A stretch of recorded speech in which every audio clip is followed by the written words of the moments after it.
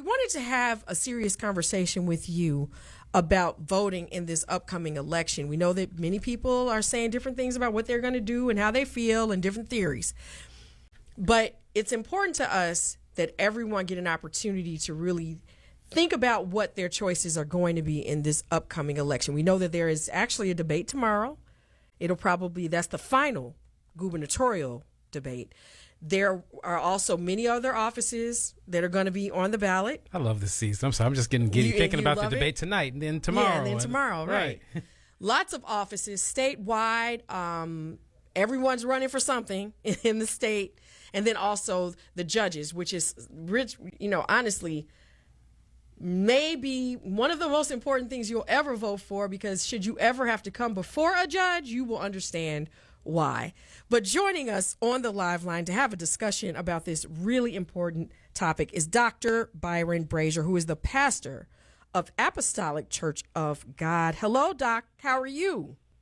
I am doing great, Kim. How are you? Doing extremely well. So happy to have you on the show today. Well, thank you so much. And to you too, Atiba. Absolutely. Before we get started, Dr. Brazier, I just have to tell you that my aunt made me promise to tell you that Angela Buchanan Harris is a faithfully attending member of your church. She was excited to see my face me and Kim's face yesterday on the big screen, and she almost lost it. Atiba, we made it to the big screen. We did. So she had, that was before we got started. I promised us that's the first thing I'm going to tell them. So thank you so much for joining us. It is my pleasure. So that said, voting here in Chicago, this is a conversation that we have often on this station. And Kim and I have gone through the numbers, especially for some of the aldermanic races, even the mayoral race. We see 33% participation, and that's a good number. We've seen participation rates in some wards as low as 9%. Coming on the heels of this conversation we just had about Harold Washington, where he got 97% of the black vote, and a much larger percent of eligible voters actually did vote. How do we get energy around voting again? In many ways, it really depends on what you think you're interested in. It really is. I mean, the whole understanding, the whole thing about what's going on now in the culture wars, and understanding the big lie and what that actually means and what that means to you, is bigger than any promo that anyone could have, any slogan about what people might have, slogans about, we can trust him because, he makes corn, or, there are things that are much more important than the slogans. It's really the facts and the understanding about why it is so important to vote now. And the reason why I came on your program is so that others will hear what this conversation we're having, and they'll tell somebody else about the deeper things about why we should vote. And it's not because they marched in the 1960s and 1970s. Because right now, we are the ones who carry the flag as in this time in our season to really be able to say we need to vote from the youngest to the oldest. Dr. Brazier, how influential is it and how important is it, impactful is it that this message is coming from the church? In this time, we struggle with what is the truth and what is not the truth. Mm-hmm. If there is a place where the truth is told spiritually, and the truth is told spiritually that it also enters into the natural, mm-hmm. the church becomes the ingredient that allows those who mistrust the politics to have a place where they can actually say, I trust this church, I trust this minister, I trust my pastor, I trust them who cares for us. And if the watchman does not speak, then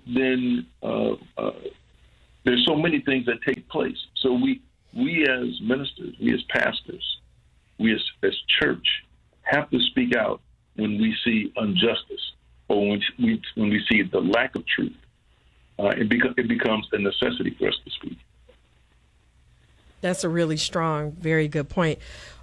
So when you have these elections and you have people who have been disengaged for so long, and some with really good reason, just because they have not seen anything really move in their community for the voting that they've done, what do you say to those people? This vote right now is really not about what is in your individual best interests, but it really what is in the best interest of our community as a whole. And the vote now is really about our children and our children's children. Because if, in fact, you have someone who believes in the big lie, let's assume. You have someone who believes in the big lie, and they've been deceived to be to get into the big lie, then they have no proof that their lie is actually true. Then that's a person you cannot trust to actually make decisions about a whole community that they know nothing about. If, in fact, they're the same ones who say, I know it's a lie, but I'm going to perpetrate the lie for my own benefit, then you can't trust them at any degree. Now, what we do know is that not every politician has done everything that needs to be done for our community. But I will say, and I have no problem saying that if there's anybody who believes in the big lie, you should not vote for them. Now, I'm not telling anybody who to vote for. But I can say that I don't care if you're the governor or you are the legislator or you are Congress or who you are. If you believe in the big lie, we cannot afford to have you in office because you are a detriment. If you believe a lie, you become inaccessible to our issues and to the things that we do because you trust in the lie as opposed to what the truth is. And you raise an excellent point. I think that point makes it all the more incumbent upon us to vote because all those people that believe in the quote unquote big lie still have the right to vote too. Right. No so I think it is incumbent again upon the individuals that do believe in just facts. I mean, again, not trying to sway anybody one way or the other. Just if you believe in facts, it is even more incumbent upon you to vote. But I want to circle back to the kind of premise of Kimberly's question because we have so many people in our community, Doctor, that are disenchanted, that are calloused, that are jaded with the process because they have committed to it for so long and from their perception with no discernible results.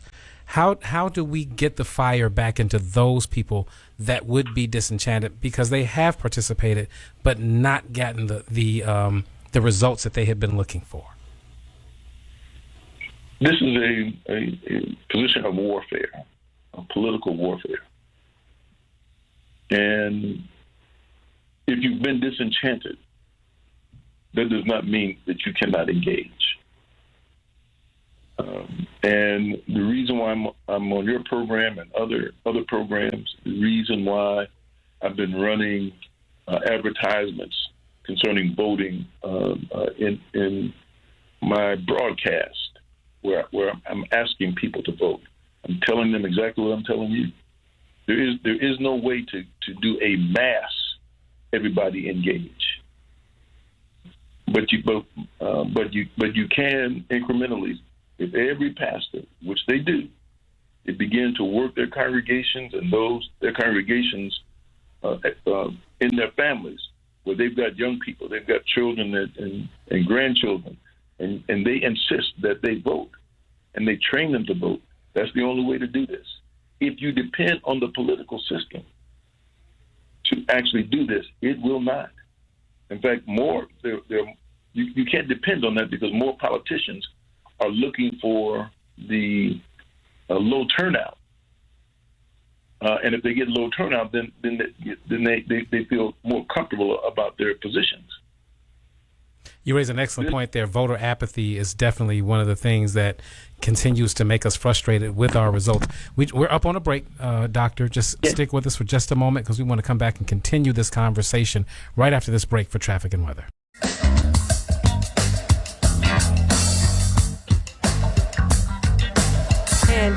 are back here on Afternoons with Egonmwan and Buchanan, having a great conversation with Dr. Byron Brazier, the pastor of Apostolic Church of God. We do have a caller. Yep. Is that all right, Doc? Sure. All right, just making sure. Cynthia, you are on VON. Good afternoon, everybody. Good afternoon. Hey. I was so excited to hear this segment, but I have not heard anything that would sway me as a voter. Okay. Like, I'm an avid voter. I'm going to vote regardless. I know my life depends on it. My kids vote, my parents vote, my husband votes. But I have not heard anything that would sway anybody to be fired up to vote. That's fair enough, Cynthia. Doc? And that's very disappointing. You know, we have the church, the Apostolic Church, has gone out throughout the entire neighborhood of Woodlawn and other locations, setting up people to vote and the reasons why to vote. Many times the voting has been suppressed because of the politics and not being able to see all the benefits that come even when you have a president of the United States that's also black. There are many reasons for that.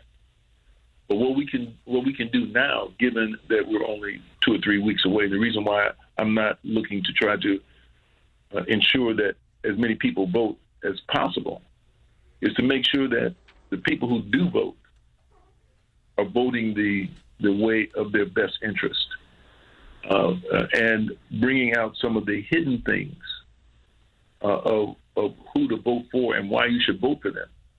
So my purpose is not to try to get everybody who is not registered to vote. We should be doing, if we want to do that, we should be doing that for the February mayoral election. Right now, we're 2 weeks away, and there's going to be any number of advertisements that are going to come about, many that we've seen by people who are African American who the ads don't make any sense. They're not telling. They don't tell you exactly what you really need to know in order to vote.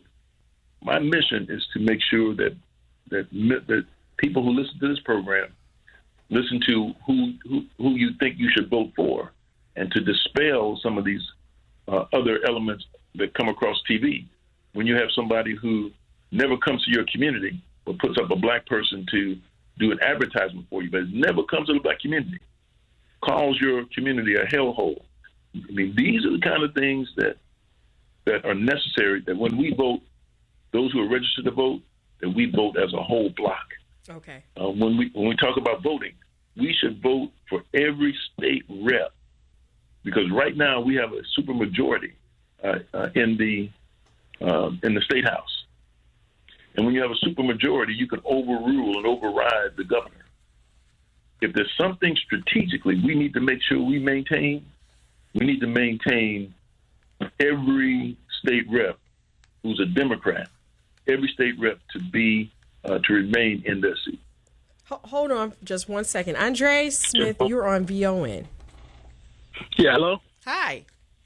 Hey, how's it going? This is Andre Smith. I just want to concur with Dr. Brazier and thank him for his wealth of information and all the great work that he's doing over in Woodlawn. So I agree that we do need to support our Democrats and not go along just to get along. Well, thank you very much for that. Brother Hall, you're on VON. Yeah, thank you for taking my call. Let me first of all say this, because my wife is sitting here excited because we've been watching we are your TV watchers for the last 32 years. So I thank you for being my wife's TV pastor and mine as well. Let me respectfully disagree, though, if I could. I think that giving the Democrats everything that they want or what they supposedly need, I think that's a mistake. And the reason, and not saying to vote for that guy downstate, I will not be voting for him. I will probably just write somebody else's name in. That's where I am at. But I urge our people to get out. But if we get out we need to be about the business of organizing. The clergy need to take the lead on that like you're doing. You said it yourself. I saw the advertisement. I was very pleased to see that. Get out and vote. But we got to stop letting these legislators, Dr. Brazier, if you will, stop playing these tricks on us. Because when you look at our community, people are saying, you look at a brother up under the viaduct, what is he getting up to go vote for? So that's where I am, and I hope that that we could talk about that. And then lastly, let me say this. I had the pleasure of being with Dr. Wilson and Bishop Trotter this morning on the moving of the polls and all of this type of stuff. I'd like to know your opinion on that, sir, and I'll hang up a minute. You mean the precincts and then the ADA, how most of them are not ADA accessible in the black community? Absolutely. Thank you, Tim. And I'll hang up and listen. Thank you so much. Thank you, Brother Hall. Doc, can you hold on through this break? Because I'd like to get your response to that, just your response to everything he said. He did say a lot of very good points. We're going to take a break right now for news, traffic, and weather. The number is 773-591-1690. Guys, this is a great conversation about voting in this upcoming election, and we'll do that right after this break. Now back to Afternoons with Egonmwan and Buchanan on the Talk of Chicago, 1690 WVON.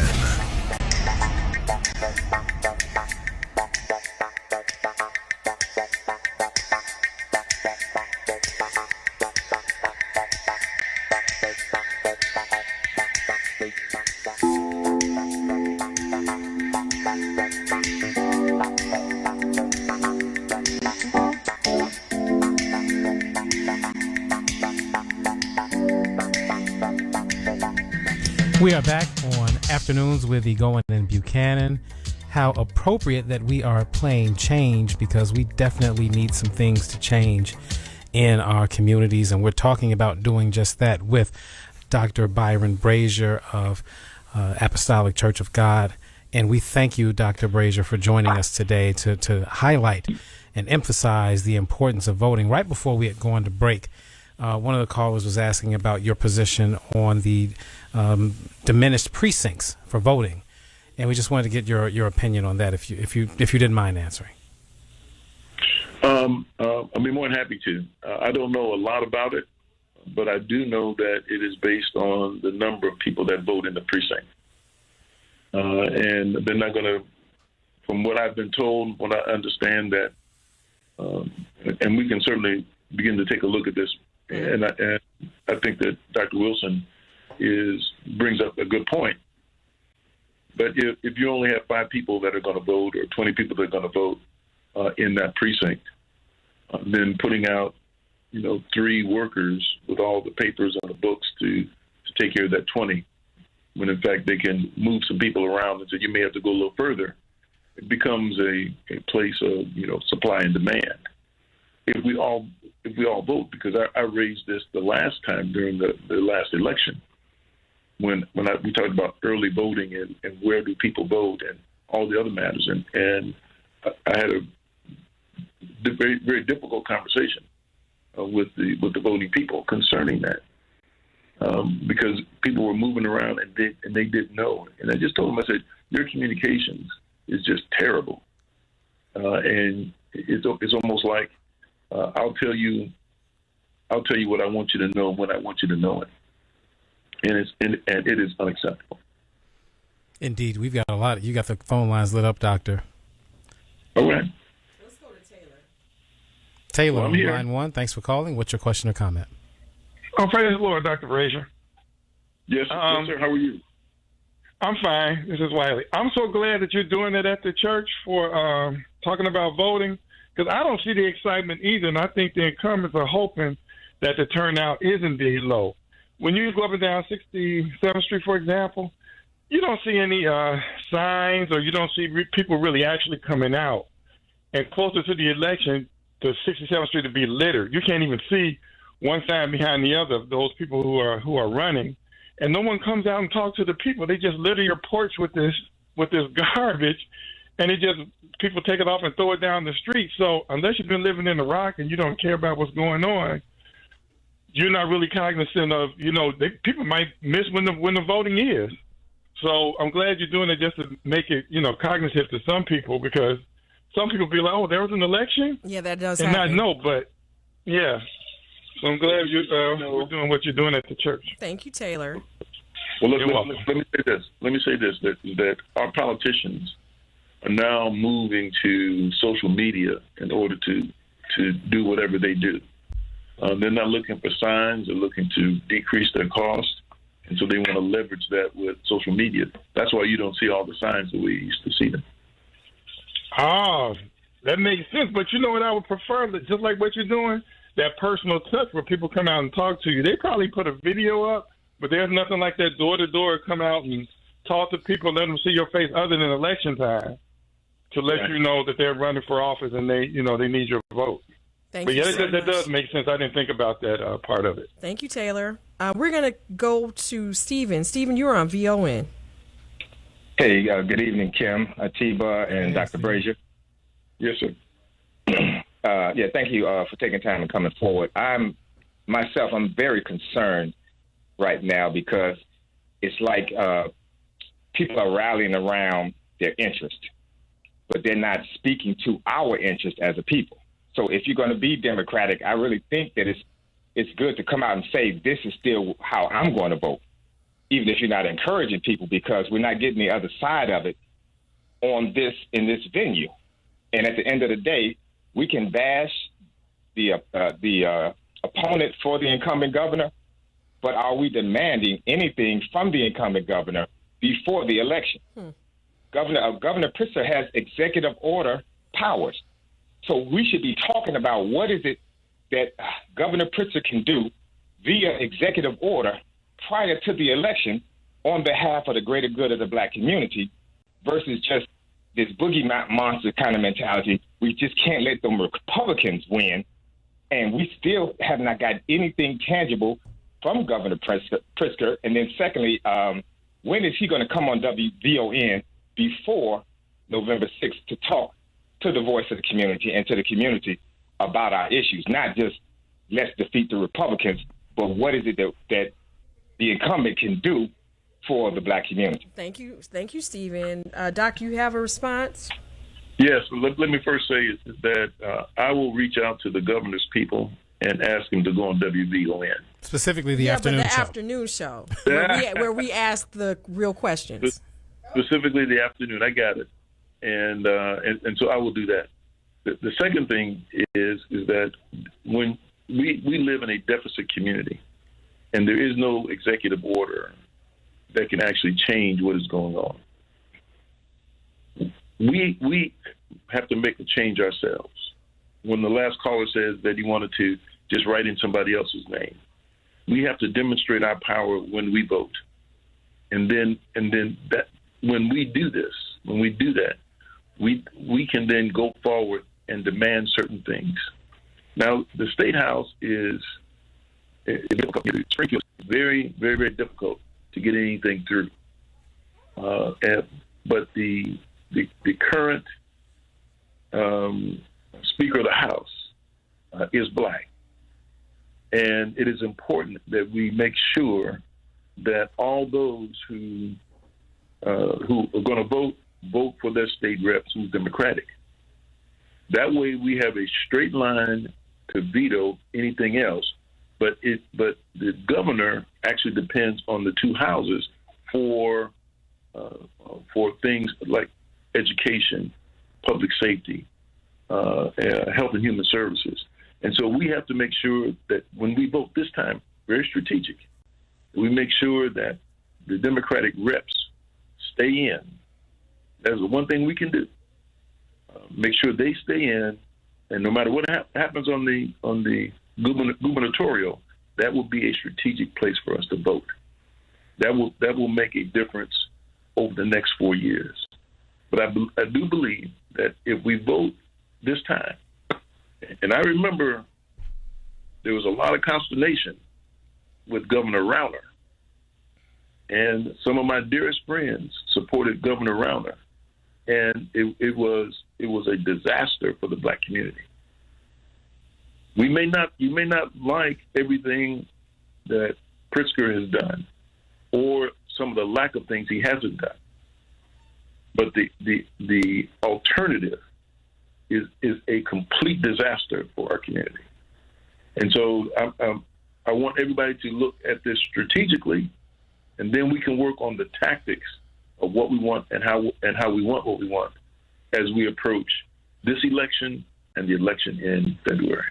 And everything that you just said, I agree with wholeheartedly.